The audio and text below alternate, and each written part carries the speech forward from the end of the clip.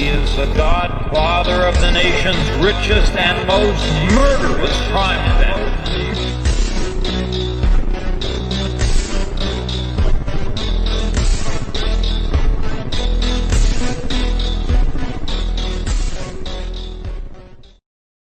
Five, 10 years from now, they will miss John Gotti.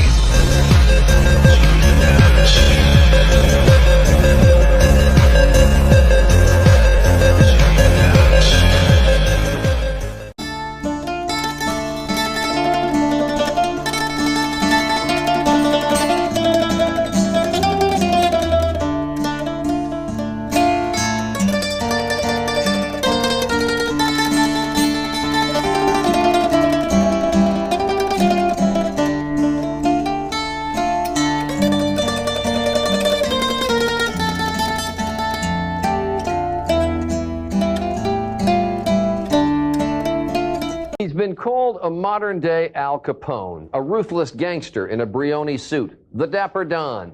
John Gotti has fascinated the public for some time, but we haven't heard him speak since he was sentenced to life in prison in 1992.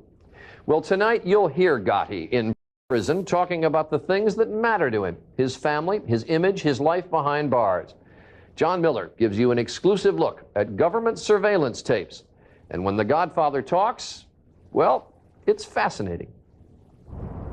You know where I am? I'm in Marion Penitentiary. I'm in G Unit, the most secure unit in this planet.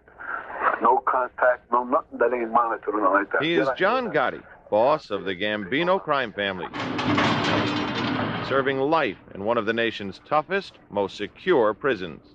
All of Gotti's visits in jail are recorded by prison cameras. Right now I'm caged. I'm stuck in this joint here, and that's the end of it. You know, this is my realm right here. You know what I mean? That's the end of it. There's nothing I can do about it.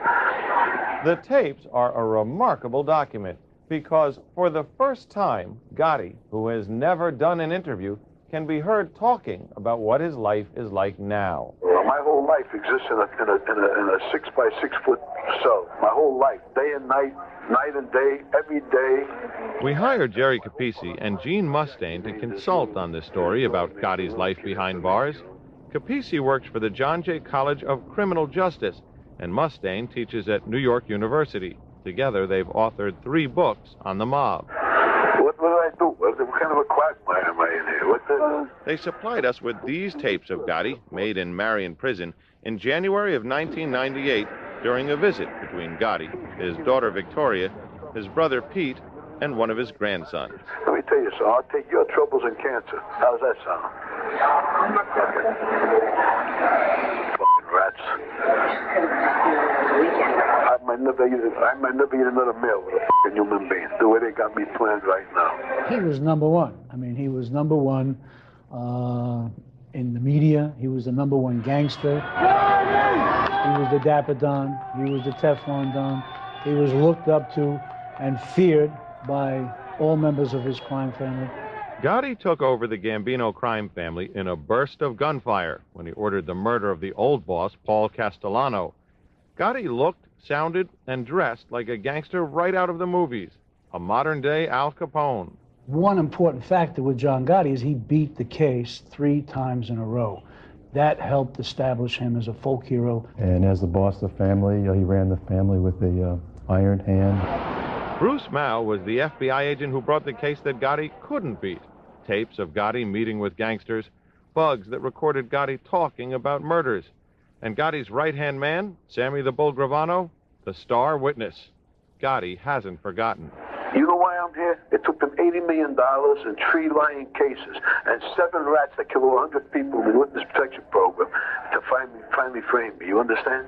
He's blaming everybody for his own problems. And he keeps forgetting that he's there because of his big mouth, his arrogance for the law.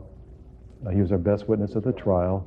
Because he was on tape. He was on tape. Talking about murders. That's right.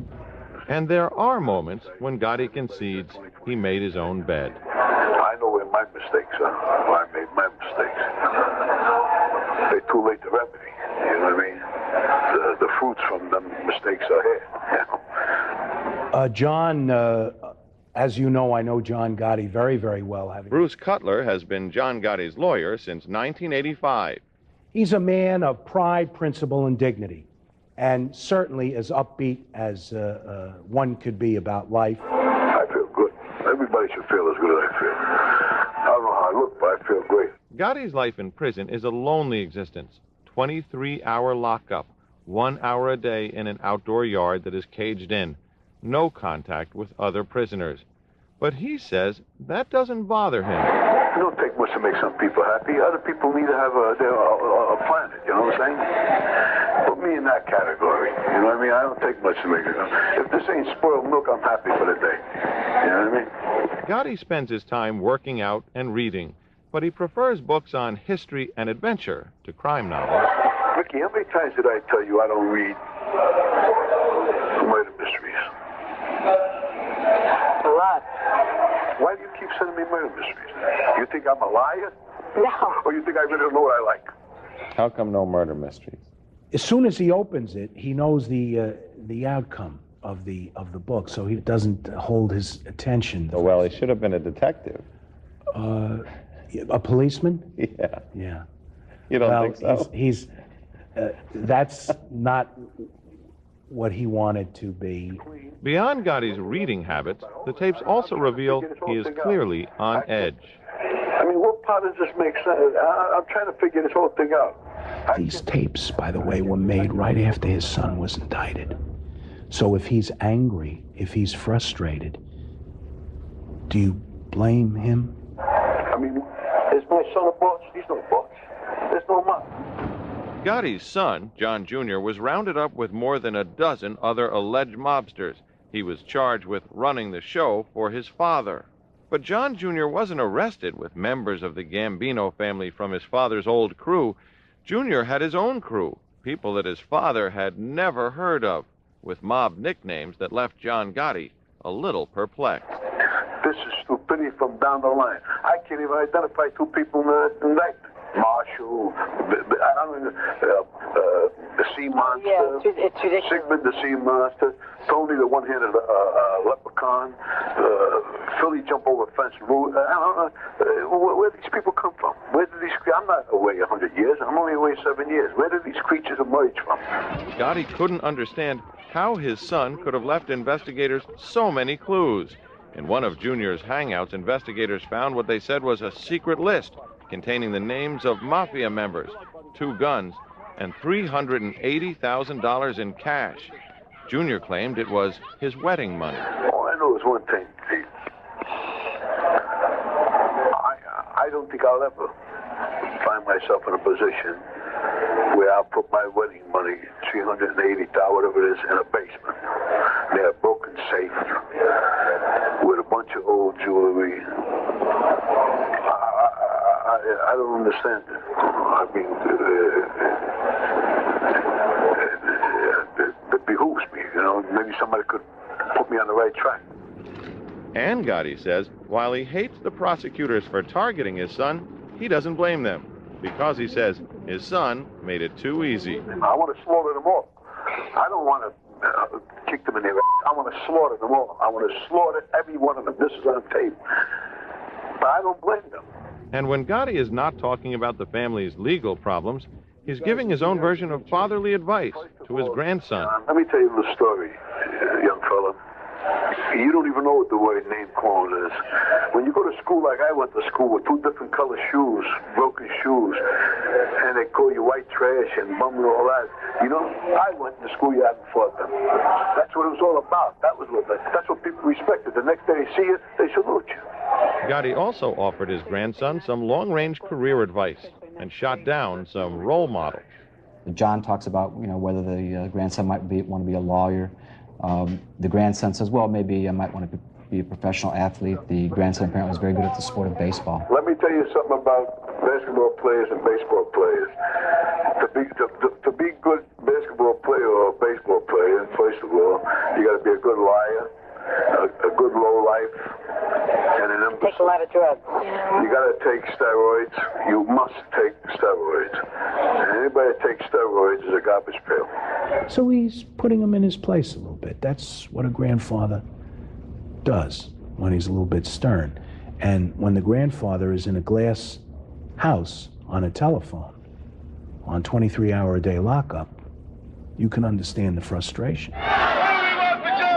Another recurring theme in the tapes is Gotti's connection to what he used to call his public. John Gotti always made it a point of proclaiming that he was his own man. And I think a lot of people find a very appealing message. I got mail last night from Australia, South Africa, New Zealand. This is all last night. I sent you you won't believe this mail, you know what I'm saying? Forget about it. He gets mail from all over the world, John, and responds to it with a 2-inch pencil, and his penmanship is second to none. Gotti gets stacks of mail, but the family he says he really wants to hear more from is his own. That's another thing. Did you hear me ask the last 2 years in a row, my family, to please put all the kids together and send me a group picture at Christmas time? They did. Did you ever hear me say that to you? Yeah, we did do it. You didn't do it this year. Yeah, we took pictures. Yeah. He was referring to one Christmas, the prior Christmas, where the photographs didn't come through. And I don't know why, and of course they did come through shortly thereafter. So maybe I ain't got it coming. Maybe I flattered myself. Maybe me and a lot of other people think I'm more important than I really am. You know what I'm saying? Whatever John Gotti's relationship is with his own family, the U.S. Department of Justice maintains he is still the boss of the Gambino crime family. And that's why they say they intend to keep him under the very restrictive conditions at Marion Prison. Unfortunately, John has tried to run the Gambino family from Marion to this very day, and that's why he's not eligible for any transfer. And they said, well, Mr. Gotti, you know, if you just sign on the dotted line here that you're not going to be part of any mob or group, of course you'll be in a normal place. He says no. He says no, John. He's not part of any mob or group. Then why not sign? Because he denies it. There's no mob. Am I correct? As far as I know. As far as we know. As far as we know. So if it becomes a metaphor as the second coming of Al Capone according to law enforcement, so be it. He had an impact. He's John Gotti. You'll never see another one, John. You'll never see another guy like me if you live to be 5,000. I'll always be me. I'll always be a one of a kind till the day I die. I'm tired.